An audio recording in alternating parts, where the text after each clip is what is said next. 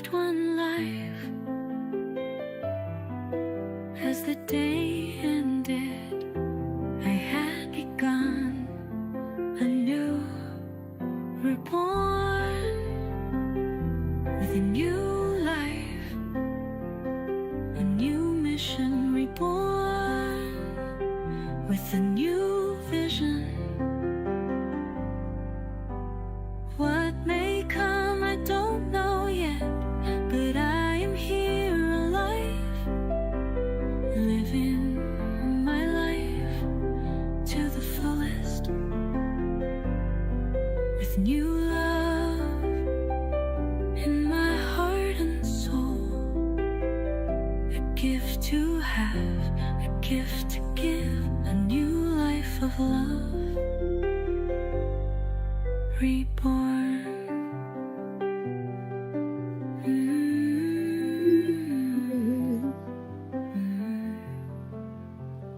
Hello, hello, hello. Welcome to Wounds to Wisdom. I am your host, Teresa. What is today, October 21st? Can you guys believe how this time is flying by? Jumping jelly beans. So, let's see where we're going to go today. We talk a lot on this channel about our dreams, our hopes, our wishes, our evolution, our revolution. So I'm going to wait for some folks to join today, and then we're going to dive into the topic. And I did put a poll out, so I hope that you're willing to take a gander. Hello, Miss Karen, Miss Bonnie. Welcome, welcome, welcome. Lovely to see you and have you here. Thank you to people in the shadows. It's not required that you participate in the conversation. We love that you do. But it is not required. So please don't feel left out if I don't call your name. Obviously, I don't know you're here, but welcome. Happy to have you. Don't forget to like and subscribe. And wherever you are. So where did I put my phone? Oh, right here in front of me. Hold, please. It is in this neck of the woods. Come on. Not now. Please get out of here. Not now.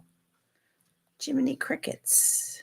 It is 61 degrees, but in my house, it feels like it's 20. So it's cold in my house.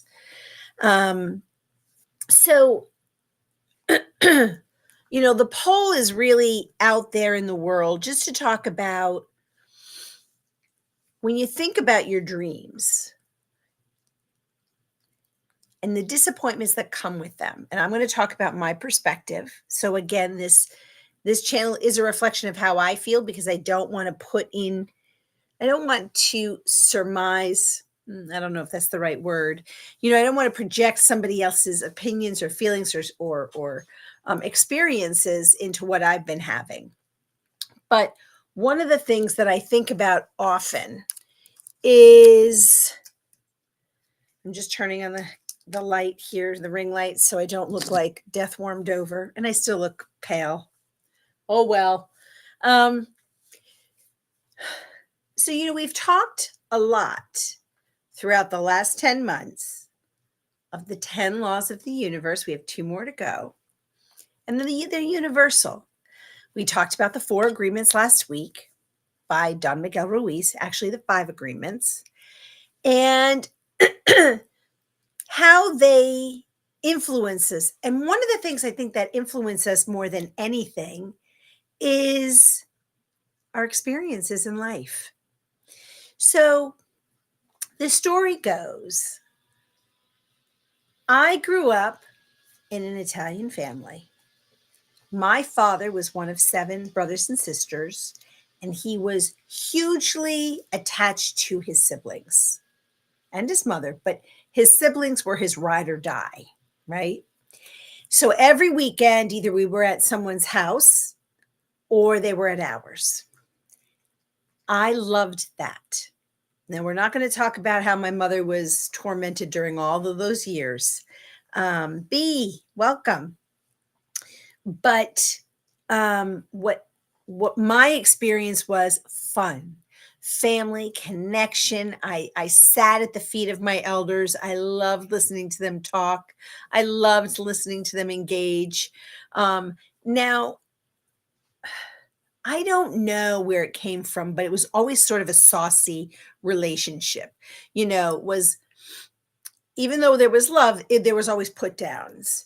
And that worked for the family, that family. One of the things that I really longed for as I became an adult was having my community, my family, my tribe of, oh, thank you. Thank you, thank you, thank you. It's only going to be brown for 2 more months, and then I'm letting the grays. Somebody, sorry, in the chat had said that my hair was looking good, and so thank you. It is brownish red now, but it's going to go gray and actually silver.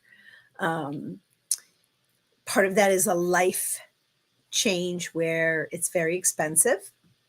But my hairdresser, Amanda, and I have been talking, and she thinks it's going to complement me really well. So I'm going for it. And here's the beauty.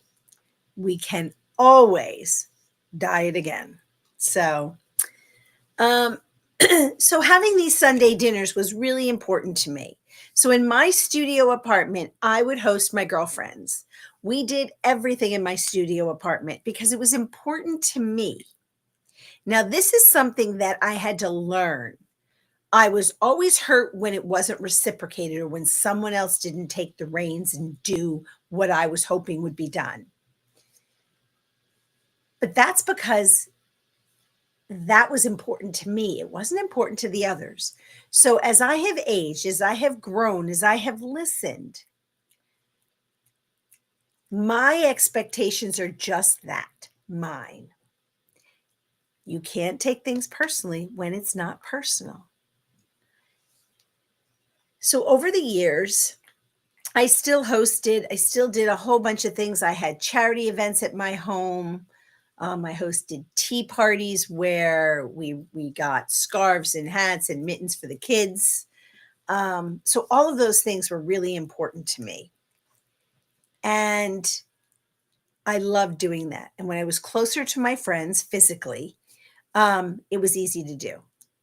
And then I moved 80 miles away from the city, from them, and which ends up being about 90 minutes on a good day from the city to where I lived.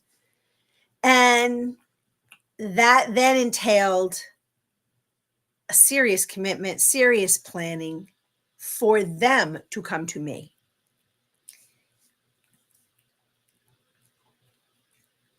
So that's just sort of the jelly of everything I wanted to talk about.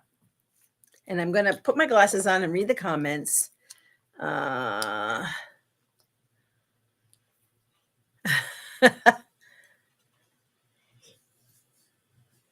Yes. You guys are so funny talking about hair. So, so my poll is just, what's really important to people? Creating community and joy, feeling seen, belonging to a tribe. And that's why I really wanted you guys to, interact with the poll. And thank you very much for doing so. So this is going to be fun to see where we come out in the end. But, at a high level, I'm just curious, when you think about yourself, the emotional impact of an unmet dream, right? An unmet expectation, an unmet desire, unmet relationships. What was that dream that didn't unfold the way you hoped it would? And for me, it really was about that community. I loved, and maybe that's a little arrogant because I loved being the hostess. I loved the people revolving in my space and playing games and eating the food that I created. It wasn't an easy poll, Bonnie. I agree. I probably could have checked all three myself. And, I wanted to be seen. That was so important to me. And just because I didn't have a spouse, did that make me less? Did that make my friends not want to be with me? Hell no. I might have felt that way, but it was never presented to me in that manner. Yeah, I mean, the poll, I sort of was just pulling it out of the air, Karen, to try to just get engagement because, if you think about what the dream meant to you spiritually, emotionally, you know, and what was the dream? What was the deeper need, right, for that? And I really just wanted to be part of something. That has been my entire life. And as winter is coming on us and the season of, sort of exploring the past year, because we're coming into holidays, we're not as reflective until the end of the year, most of us. Right now is a reflective time for me. It is absolutely stunningly beautiful here. The skies have been crystal clear blue, maybe peppered with a little bit of white clouds. There's a gentle breeze. All the trees are yellow and orange and brown and these hints of green. I always think of this time as magical, right? At night, the stars are so bright and almost so close you could touch them.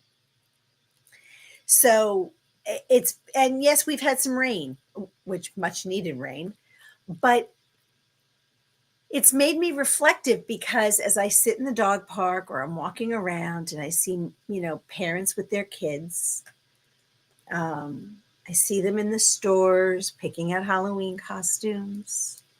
I see other communities shaping. I see neighbors in their close relationship that I'm on the outskirts. Part of that is on me, and part of that is it's their community. They created that tribe long before I came. So, and that's been a story most of my life. And it's also, those of us that think outside a typical box. I'm a moon girl, right? I talk to the moon. I I feel the energy of the world. I feel the energy of people. I feel the sorrow and the joy, and I would suck it in. And lately, and actually, as I'm talking about it, I'm like, oh, I didn't ground myself because when I feel overwhelmed or an abundance of sadness, it's not always my sadness, right? So we as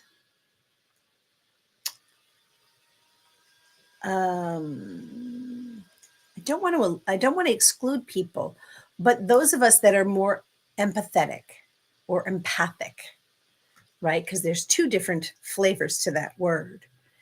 Um, we are highly sensitive and we are highly influenced by those emotions.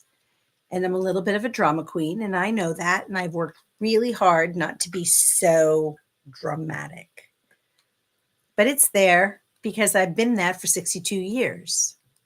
Um, I won't be here another 62 to unlearn that. So it's going to take me a little while and it's probably going to stick with me, which is why when we get the younger generation coming into these chats, I'm thrilled because I hope that what they get from all of us that are their seniors, their elders almost sounds a little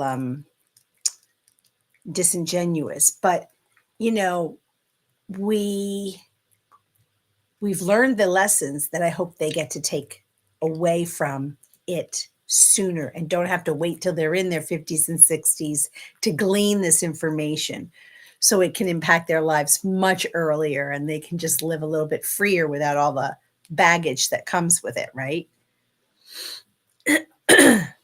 Oh, the geese, Bonnie. It's amazing, and I saw my first eagle in my neighborhood yesterday, and we have these Cooper hawks that I thought they were eagles. Their wingspan is so expansive, and I could leave the dogs, I guess, outside, but they're little Shih Tzus. I'm not about to leave them outside for them to be someone's lunch. But, and they're sitting next to me right now eating their bone. I gave them a bone so they'd be quiet. So, part of part of this topic, the deeper need for me was belonging, to be joyful, to create rituals or routines or camaraderie. Um, and so, that's not my experience right now. And it's the reflection is, what do I own in that part of it? What's my part? And how does it feel to acknowledge that this dream didn't come true? And does it mean that it can't come true? Or does it mean that I have to reimagine it? Right? So think about, I do this in one of my meditations. I'm going to have to start my meditations again, see if there's any my guided meditations, see if anybody's up for my journeys in the meditations. But I would say to somebody, imagine placing your leaf, a leaf, you at your dream on the leaf, and place it into a stream and just say thank you and say goodbye and let the water carry it. So we're releasing an expectation, right, of what hasn't come to be. And for me, it can't come to be. It doesn't mean that it can't be reimagined, but I'm not going to have children. I'm not going to have grandchildren. I can reach out to my nieces and nephews, but I'm not their cup of tea. And that doesn't mean they don't care about me. It doesn't mean they don't love me, whatever that word means. It's not going to be what I dreamed it would be, what I hoped it would be. Right? So let me just jump into the chat.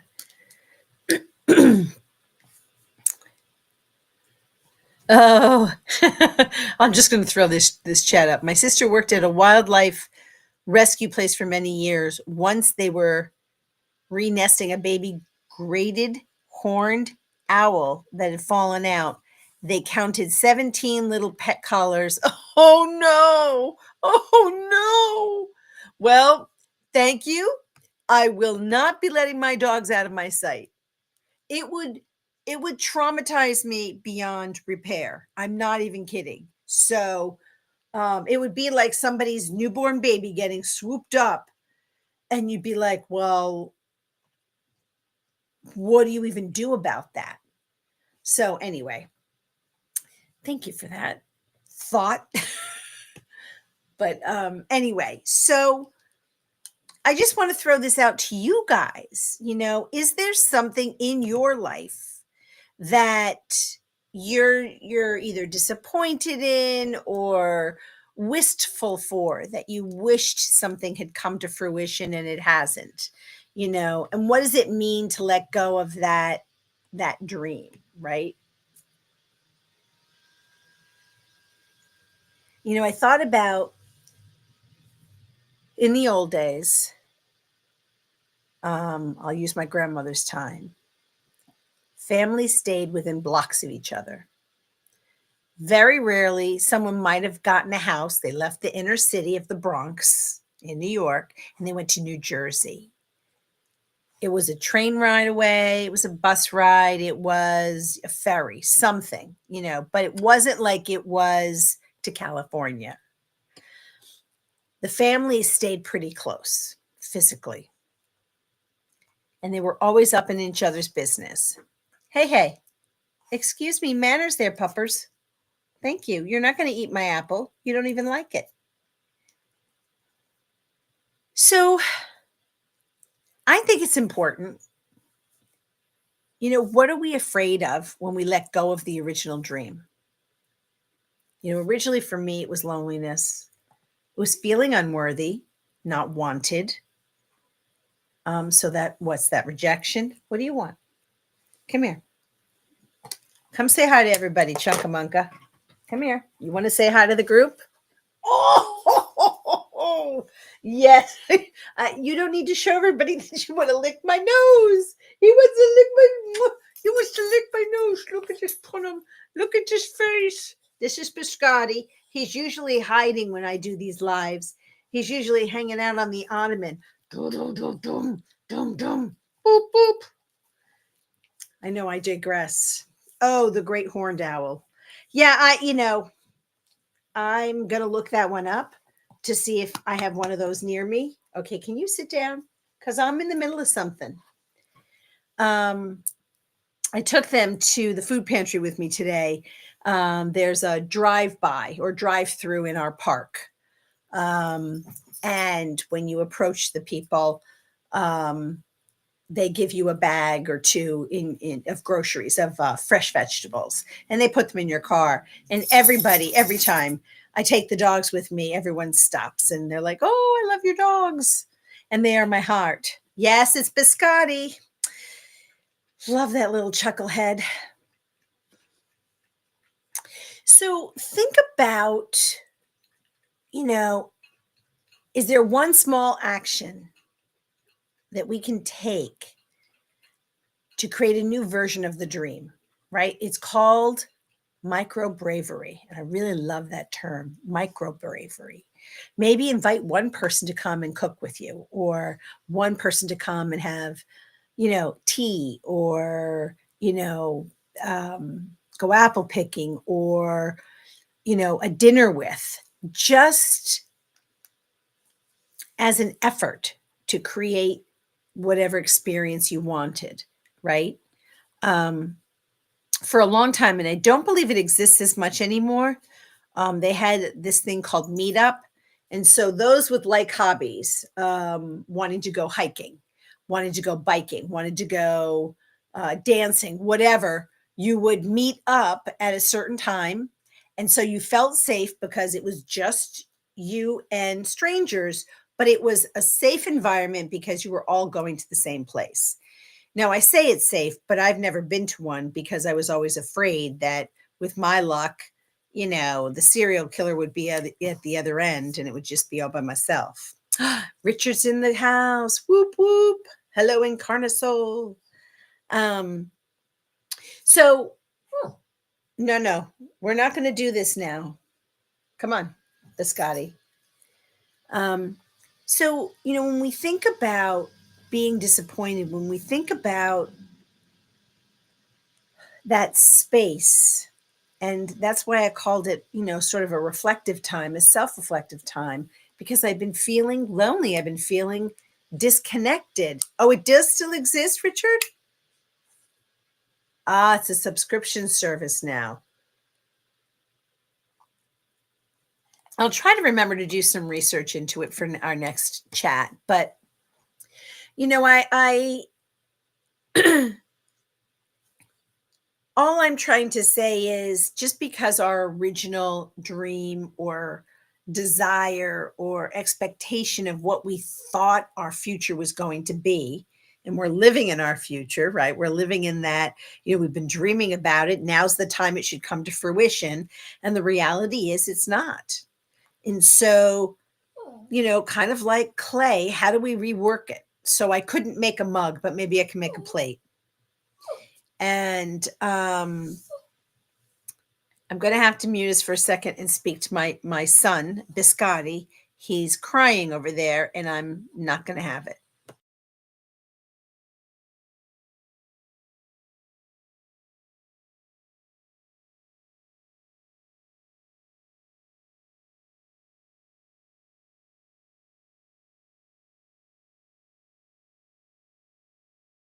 Ay, ay, ay. He's so good, and now he wants to start with this. So Karen says, I was invited to a meetup and I am not subscribed. Do you mean just the host must subscribe? I don't know, and maybe Richard can explain if he's got more information. I think that's something we could look into next time. I don't have information about meetup, but the concept should be that it presents an opportunity for us to get together. And I think that's really what I'm talking about here. When we think about reimagining, we can realign and we can breathe through stuff and we can try to put our unfulfilled dream on the leaf and set it into the water and let it go down, but it needs to be replaced with something, right?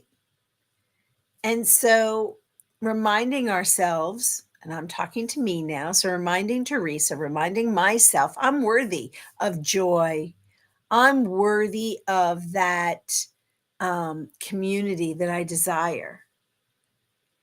And even if it comes in a new forum, it might be some strangers that I've met at the dog park or volunteering somewhere, whatever, and say, hey, I'm going to be hosting a little soiree on Sunday afternoon at 2:00.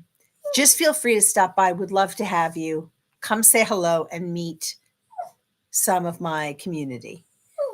And I would just, that's putting myself out there, right? I have to pray someone's going to show up.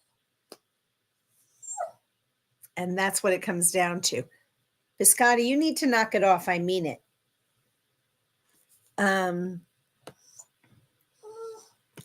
He's good. He wants his brother's bone. You want this? Go.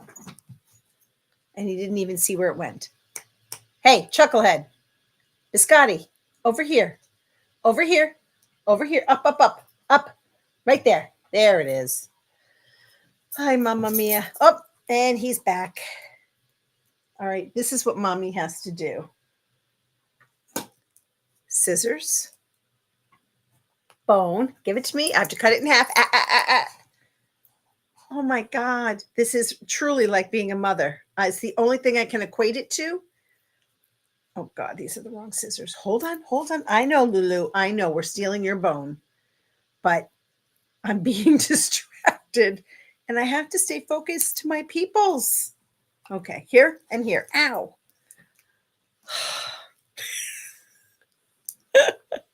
I know. Have patience with me. I'm sorry.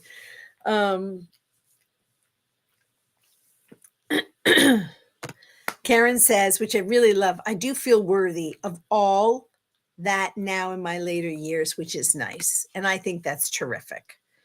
And I struggle with it. And I think I struggle also with, I want people that I meld with. I don't want to always have to fight to defend myself or my opinions or my thoughts. Doesn't mean that everybody has to have the same thought, but I don't want to have to defend my political views. Whatever I believe. Why don't try to change my point of view? You can educate me, but so anyway, just to continue with sort of the cultivating the new community, it's what is the connection that I'm truly craving, and for me, it's laughter. It's having shared meals. It's having similar dialogue that's not antagonistic. Right. And I think that, at least for me, the important thing would be to reveal my truth. My desire for hosting this on Sunday at 2:00 is to create connection with you and people like you. And that's what I need to be able to say. And, and be good with, even if only one person chose.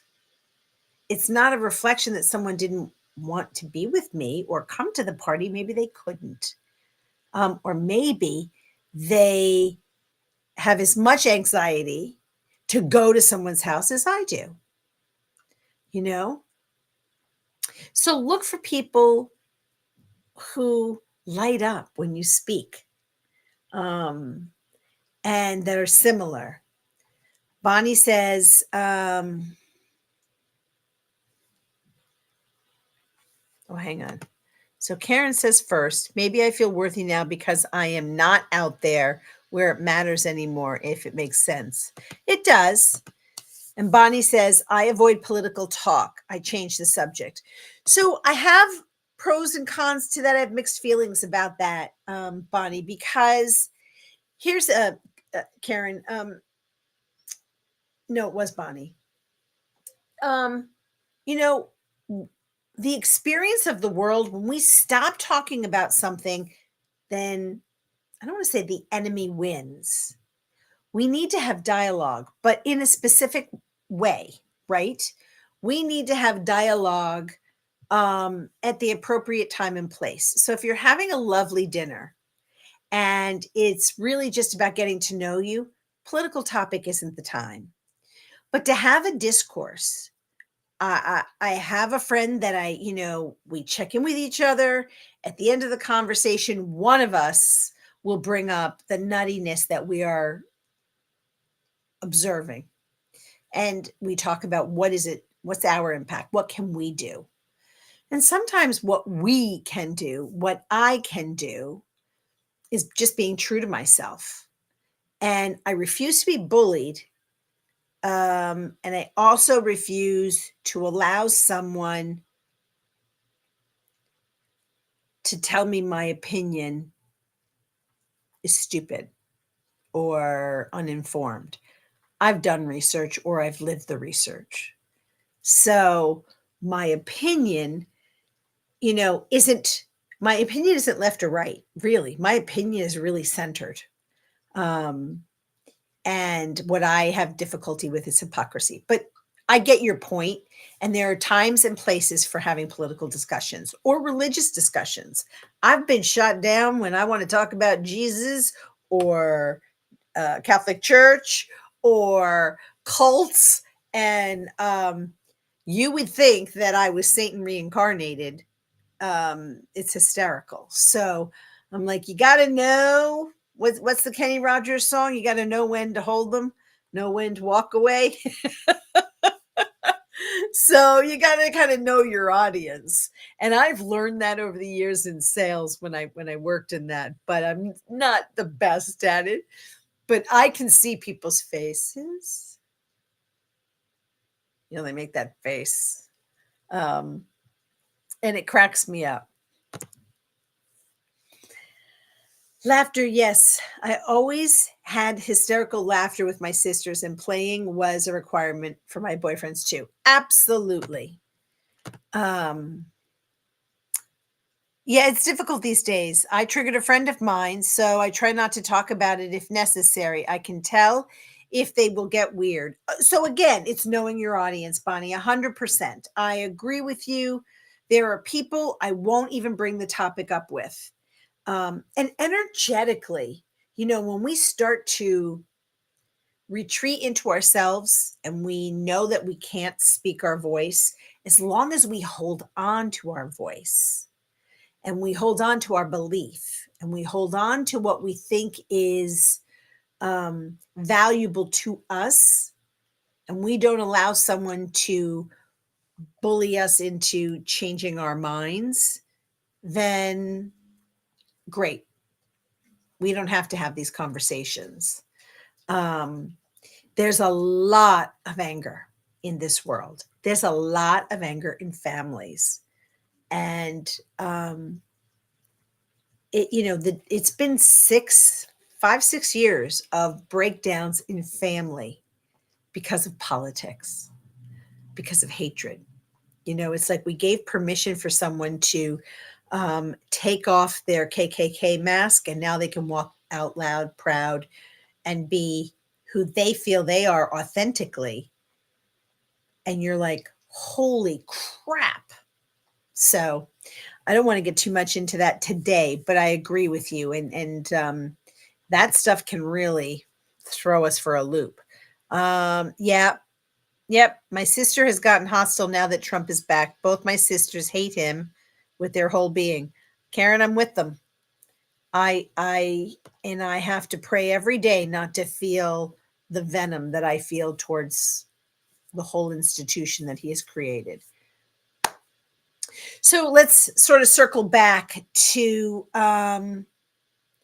what can we do to um, reimagine our dreams of whatever it is?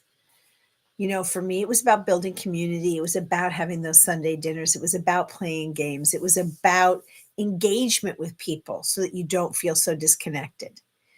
And so, one of the things that I've had to create in my journal is, what dream am I grieving right now? This year alone, I am up to 7 deaths, people I've lost this year. 7 people I've lost. Out of those 7, 4 were incredibly close to me. Not that the other 3 weren't, but they weren't my people. They were associates from, and connections. 4 people. And the year's not over. And that's what's made me reflective, because time keeps ticking away. And so what's the emotional essence of that dream that I want? How can I shape it that it makes sense to me? And I think the small act of courage that it takes for us in a day, in a week, is just putting out there a greeting. Hey, how are you? Nice to see you. How are you celebrating the fall?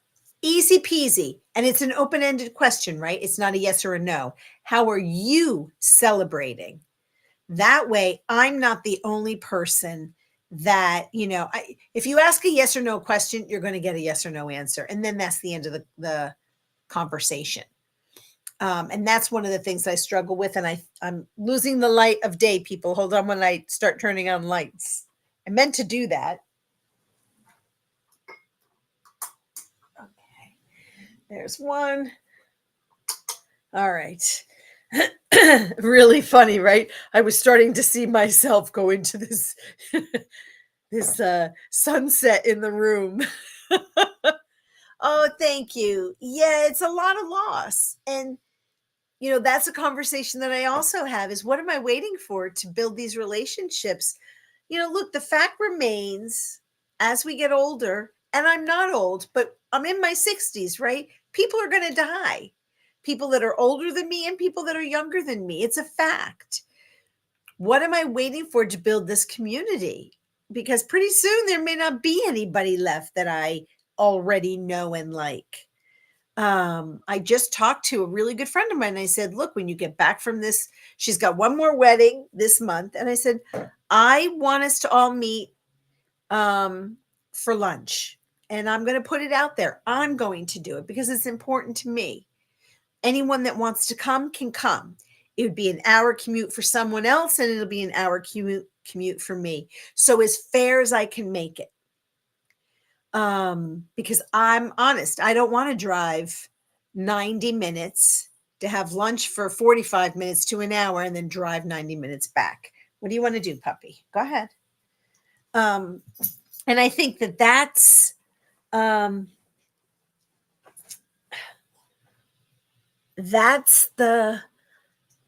the effort that I have to take. And I have my blanket. It's still chilly in the house.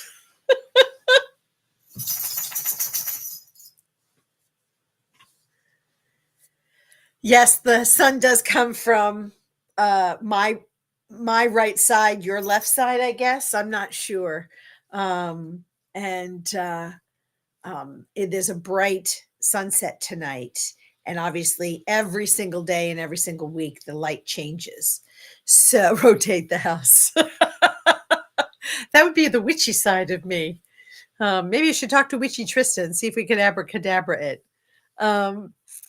But so this is the conversations, and also what kind of community do I want to co-create? What is it that I really want?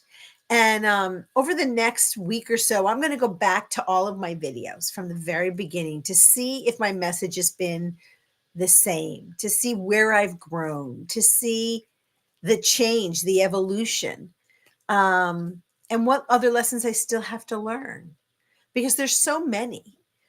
And I also have to open, what do I want to call it?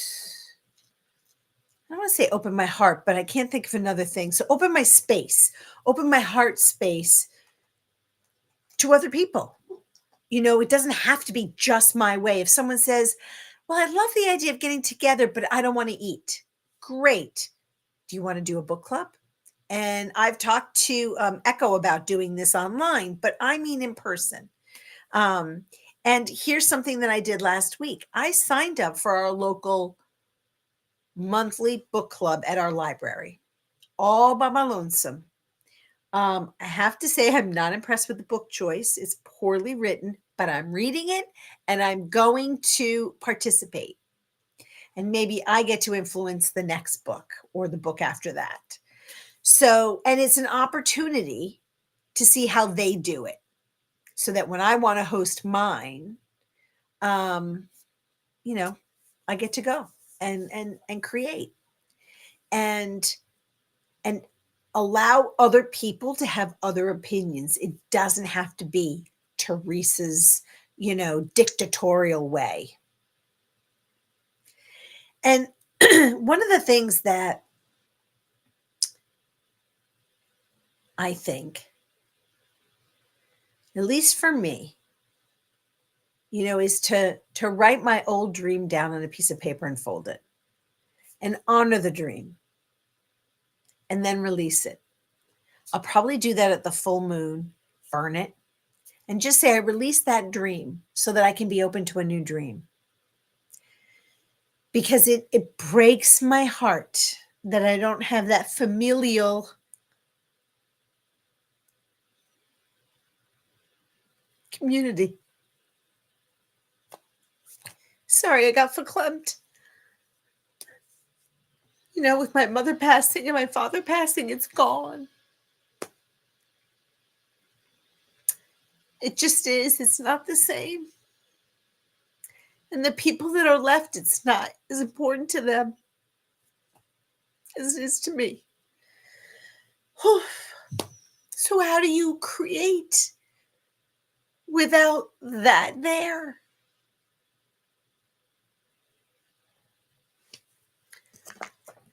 Water time.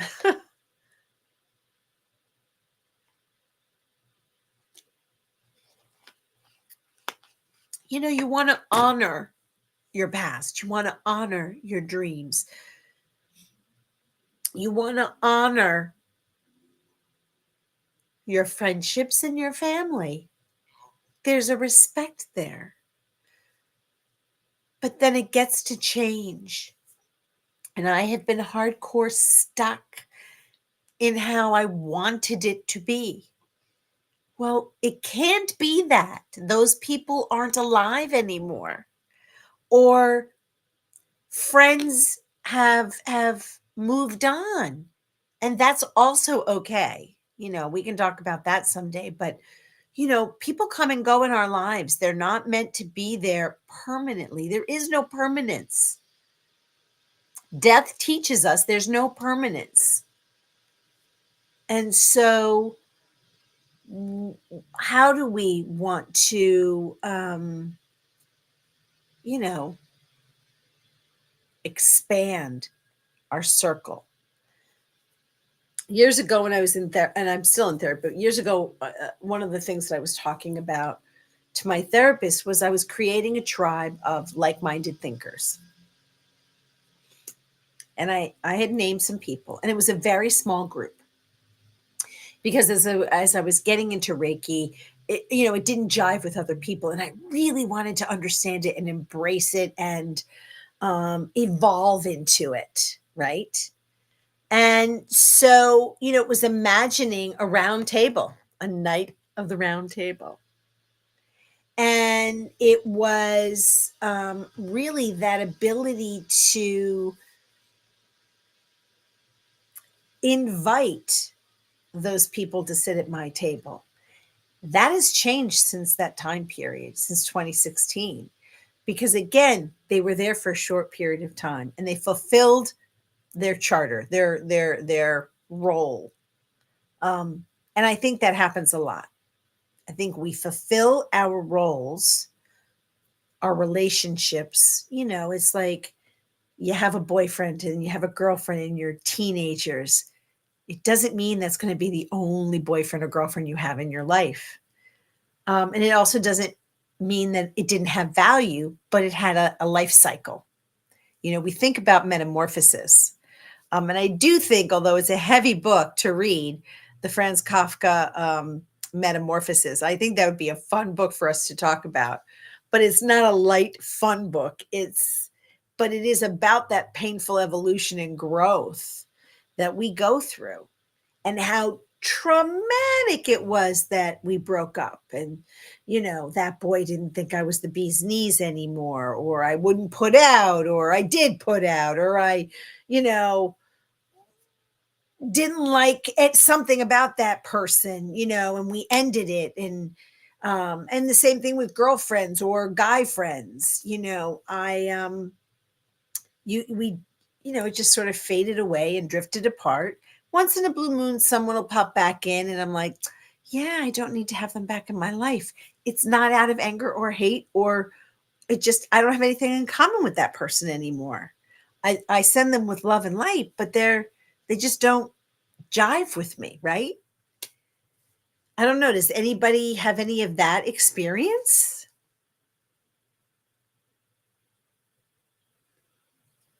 Oh, I know, Karen. It does feel like it's the end of the world when you're a teen and something ends. And that goes for girlfriends, that goes for guy friends, that goes for your boyfriend, your girlfriend, whatever your cup of tea was at the time. It really, it was so dramatic and heart-wrenching. And so, yes, and I was a solitary kid for pretty much my whole life. My neighborhood was primarily all boys, and I was the only girl in my age range.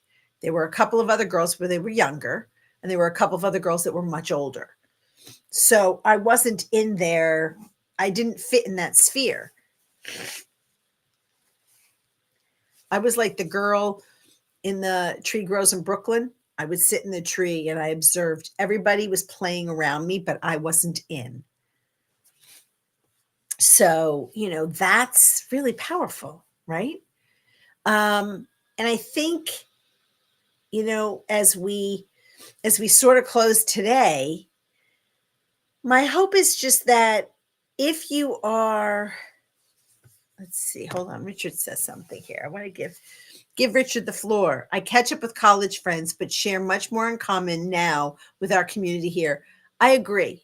I think that, and it doesn't mean that you can't pick up like where you left off with your college friends or even your coworkers from previous jobs. Hey, Aria, welcome.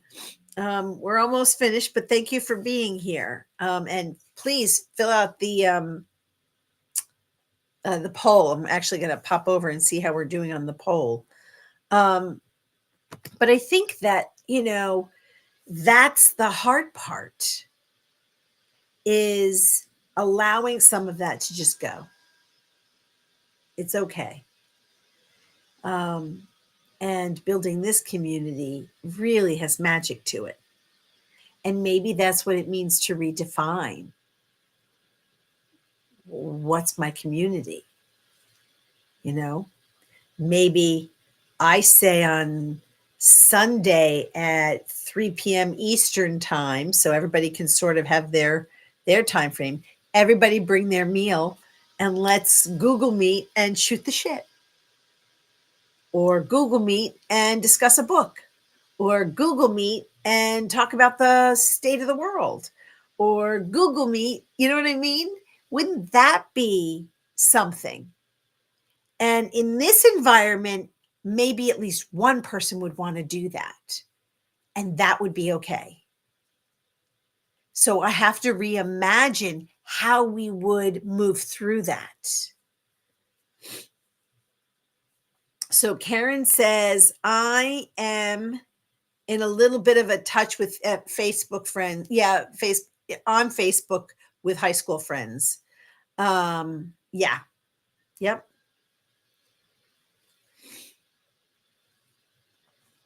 Yeah, it's just not easy to find people that resonate with us in our new iteration of life. And again, it doesn't make anything bad in the past, right? It's a reflection of where we have grown or what we have grown into. And I think that is what I want to honor. That's why I'm bringing it to you guys. It's, talking about something that I grieve. I grieve that sense of community. The idea of people walking into my home and shooting the stuff with me around the kitchen table or in the living room, and or taking the dogs for a walk or having movie nights, which I used to love to do with my mom, because we didn't agree on every movie. So you had to pick a movie you were going to like. Now, right now, I'm in crack overload by Hallmark Christmas movies. And I love them. And I think I love them because they represent for me something I have always wanted. That family, that connection, that camaraderie, that community, that I have not had in my lifetime, not in the way I envisioned it. And I think that's one of the greatest losses of my life. So I don't want my life to end without us, without me experiencing it. And I may come to find out it's not all I wanted it to be. And I surrender it. But I am going to, on the full moon, write down what I'm missing out of that dream, and I want to release it, because I think by doing that, it's like a kickoff, a start, a jump start into what I want new. So let's look at the poll. I said, what was your original dream? Your dream. Belonging to a tribe, there's 33%, feeling seen, which is 17%, and creating joy and community, which is 50%. And right now, creating joy and community is the winner. So,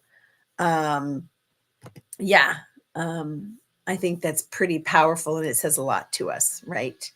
All right, so let me just finish with some comments, and then I will release you into the wild. So the last one that I don't think I saw, so many don't go out like they used to. I think it makes it harder to find friends that you can relate to because people don't go out as much or socialize the way we used to. I would agree with that. And I think that there's a lot of reasons for that, right? We have 2020 was the catalyst for introversion, homebody. After that, there was such a divide, a hateful divide. Those that wore masks, those that didn't, those that were politically left or right, those that were socially this way or that way. Everything became antagonistic. And then there were no social places to go. And I do think that social media has done a couple of negative things, right?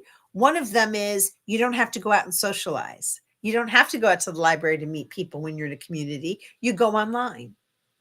Well, now you're removing yourself from that face-to-face contact. So I think that's part of it.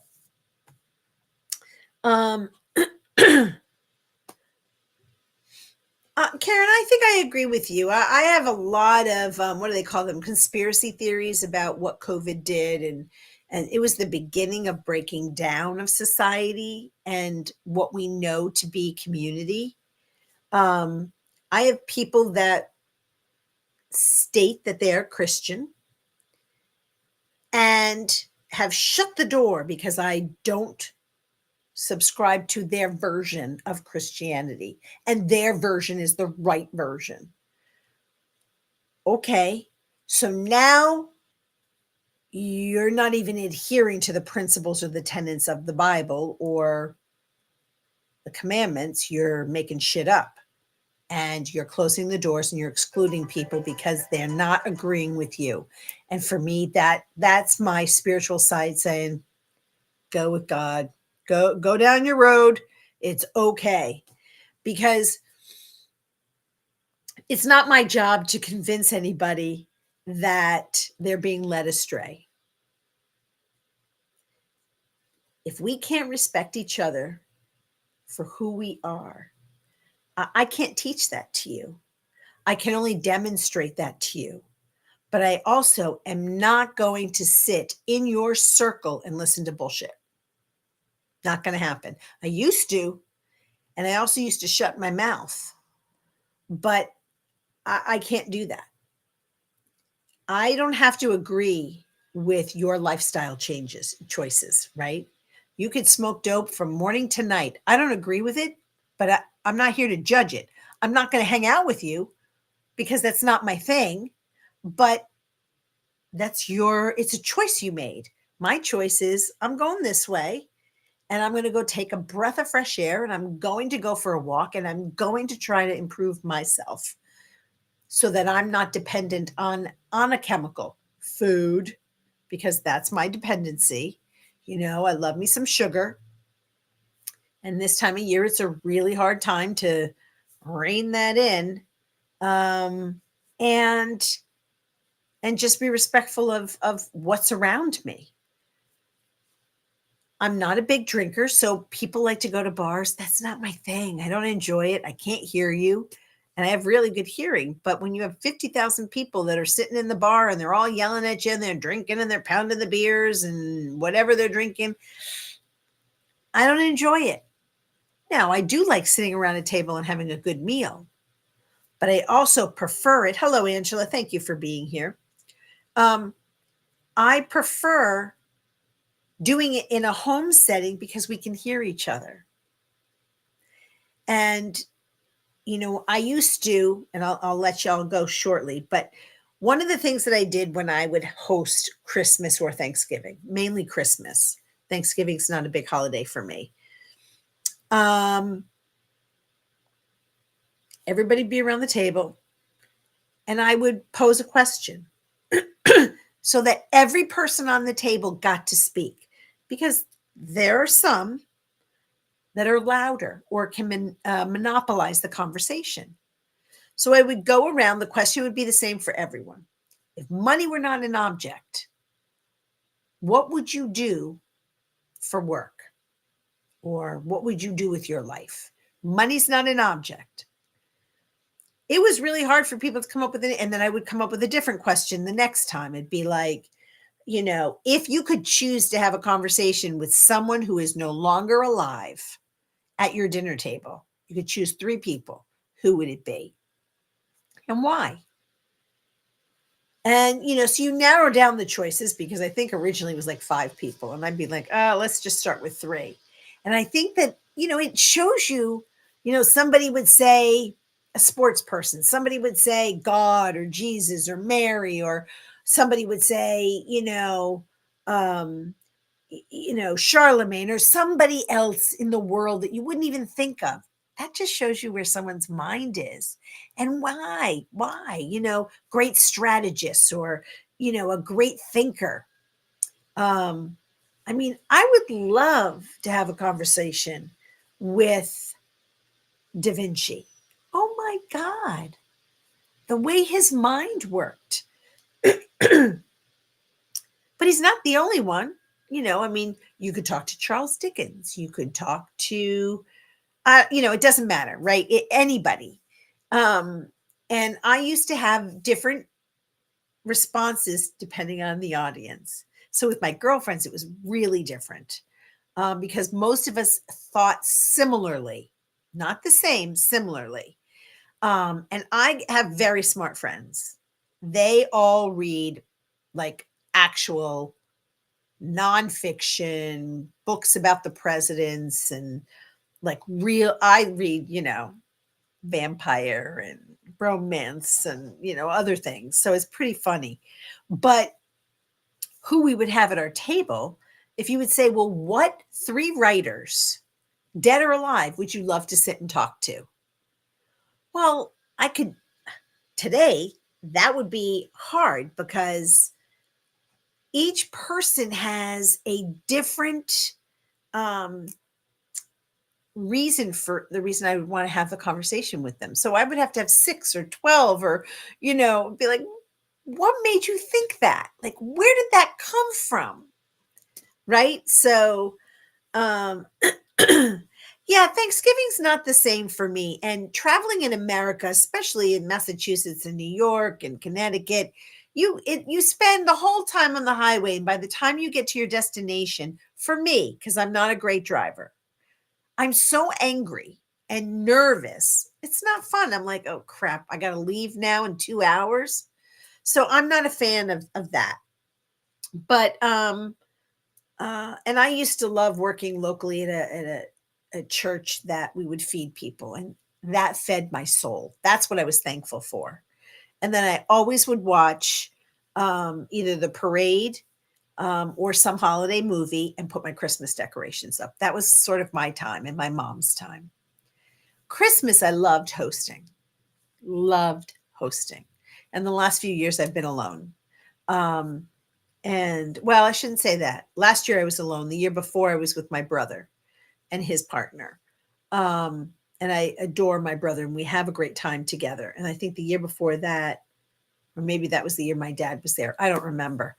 But again, I sort of felt like an outsider, the uncoupled couple. Um, but yeah, Bonnie, it's a great idea because there are one or two people in my family, and I have been one of them, that would monopolize the conversation because I wanted the table to be lively. I wanted it to be engaging. For a long time, when my family was breaking up after my parents' divorce, I had some friends that are Jewish come for Christmas. And we had the best time because there was no expectation of gifts or any of that. It was about community and food, and each person got to talk.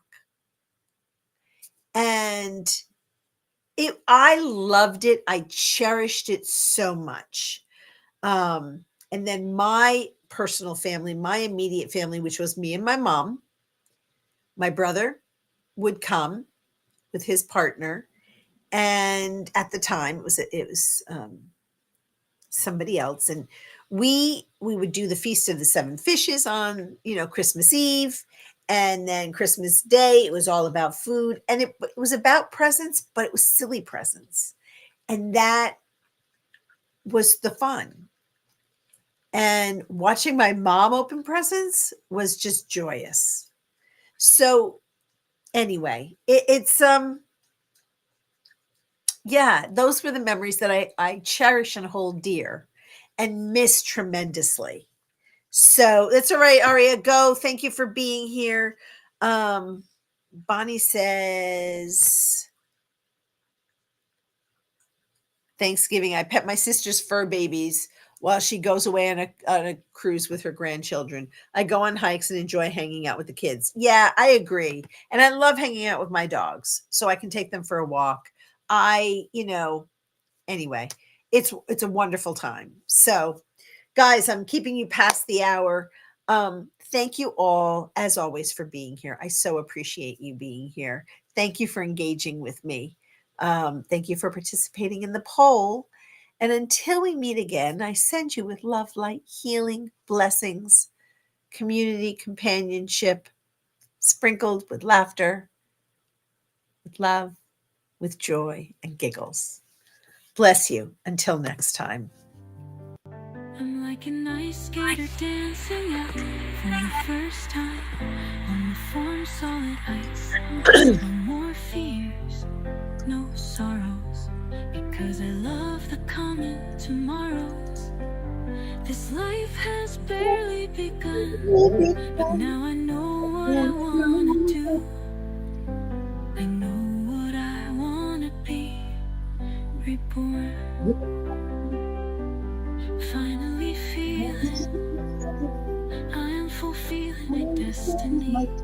with a heart filled of gratefulness, happiness, joy, overflowing of kindness and love. Oh, so much love. I feel like love is the supportive pillar in my soul, and it only grows each day. I'm reborn in love.